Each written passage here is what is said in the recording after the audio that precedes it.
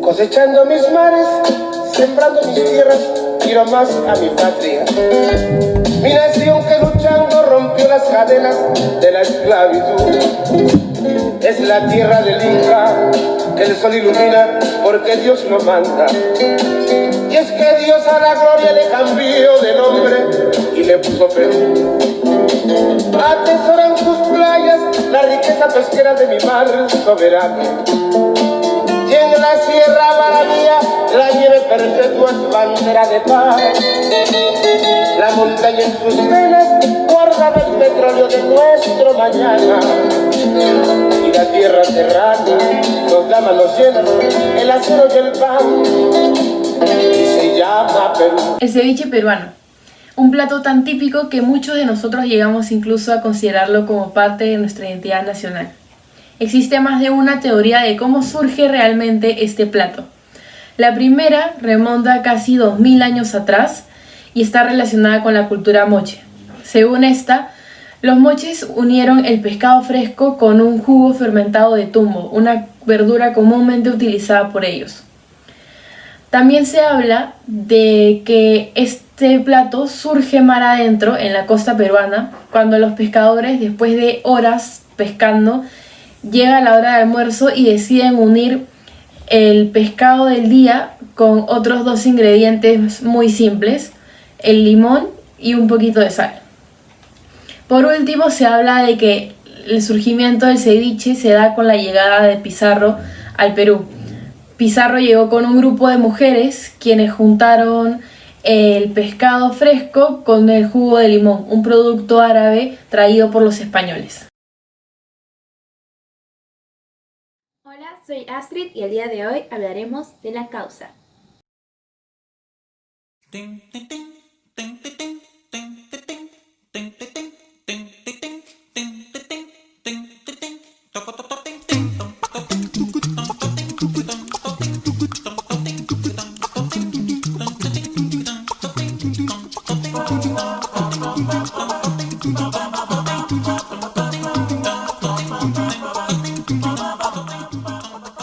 La causa o causa limeña es un plato típico de la gastronomía del Perú.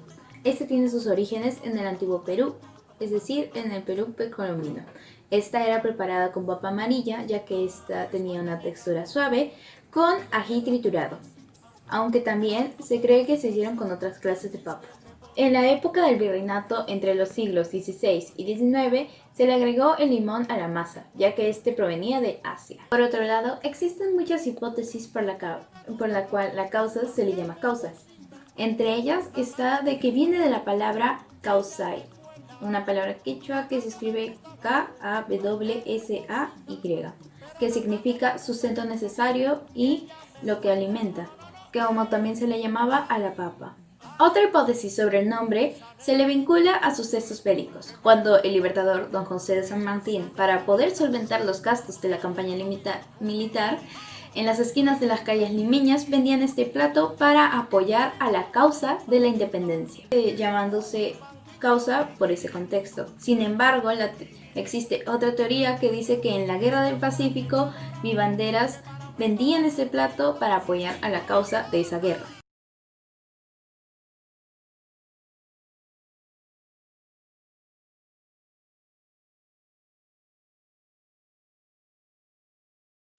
Bueno, el procedimiento de las papas rellenas es muy simple, la verdad, solo que es un procedimiento muy largo. El procedimiento se divide en dos partes esenciales. Lo primero es hacer el aderezo para lo que está dentro de la papa rellena, y lo segundo es hacer la papa para poder cubrir el aderezo. El aderezo tiene como ingredientes ají, ajipanca, sal, pimienta, comino, la carne de res y cebolla.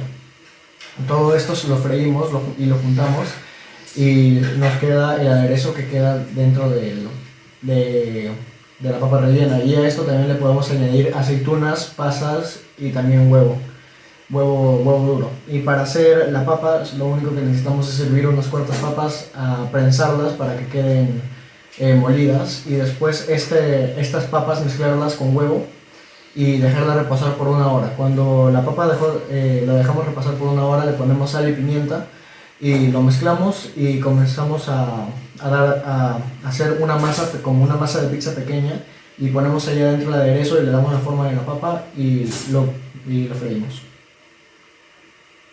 Bueno, yo elegí el plato de la papa rellena y voy a explicar la historia. La historia es muy breve, es muy sencilla, pero a la vez es muy significativa para el gobierno, para la nación peruana. Porque la papa rellena se inició siendo un alimento para los soldados en la Guerra del Pacífico. Como en ese tiempo no había una forma de refrigerar los alimentos o de llevarlos sin que se malogren, lo que hacían era básicamente agarrar la res, la cocinaban y la envolvían como podían, y después la ponían dentro de papa sancochada, y esto lo envolvían entre hojas para que pueda aprovecharse un poco más y pueda durar un poquito más el tiempo, ¿no? Y cuando era la hora del almuerzo, los soldados sacaban sus envoltorios de las hojas, los sacaban y comenzaban a comer la papa rellena. Y esos fueron los orígenes y los primeros pasos de la papa rellena, que sirvió como alimento para nuestros soldados en la Guerra del Pacífico. El oyuquito. El oyuquito es un plato típico de nuestros Andes peruanos y mayormente se cocina en el Cusco. El plato tradicional del oyuquito lleva como elementos base el charqui y el oyuco. Ambos son oriundos del Perú y se sabe que se utiliza desde hace muchos años en nuestra gastronomía. El oyuco se sabe que aparece por primera vez por escrito en una obra teatral llamada El hijo pródigo de Juan de Espinosa, también conocido como el lunarejo. En cuanto al origen del oyuco, el oyuco es un tubérculo amarillo de forma alargada que se cosecha y se siembra en la puna de la sierra peruana, debido a la característica de su suelo altitudinal. Este proviene del quechua uyuku y se sabe que aparece y es representado en el arte precolombino que tiene una antigüedad de 4500 años.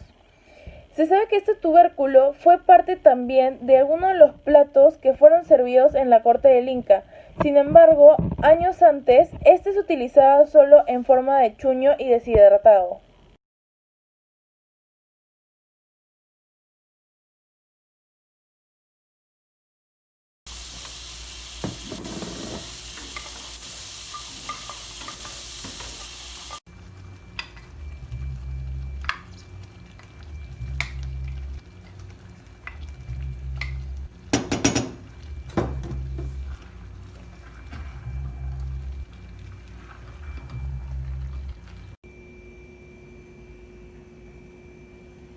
El arroz con leche es una receta conocida a raíz de la conquista española como consecuencia del alto comercio y la llegada de los europeos al territorio nacional. Es en esta época donde el arroz con leche se perfecciona en nuestro país e incluso es mencionado por el autor Ricardo Palma en sus famosas tradiciones peruanas. Bueno, entre la diversidad de postres de la cocina peruana, el arroz con leche no es ni más ni menos que el resultado del cruce de los simples ingredientes del arroz, la leche y el azúcar utilizada desde la antigua Persia, seguido por Arabia hasta llegar a Europa a mediados del siglo XIV-XVI. Con el paso de tiempo, en nuestro país se convierte en una costumbre tradicional combinar el arroz con leche con la mazamorra morada. Pero en este caso vamos a hablar del arroz con leche puro y ahorita viene la receta. Los ingredientes son leche condensada, leche evaporada, arroz, agua, cáscara de naranja, canela y clavo de olor. Hay que echarle a la olla 2 tazas y media de agua. Luego hay que echarle la canela, los clavos de olor y media taza de arroz a la olla. Esperamos a que el arroz absorba el agua y le echamos una taza de leche evaporada. Le echamos a la olla la cáscara de naranja y la dejamos a fuego lento. Cuando el arroz haya absorbido todo, le quitamos la cáscara de naranja y le añadimos una taza de leche condensada. Esperamos a que el arroz absorba todo y más o menos debe tener esta consistencia. Ya listo, solo nos falta decorar y así tendremos nuestro arroz con leche peruano.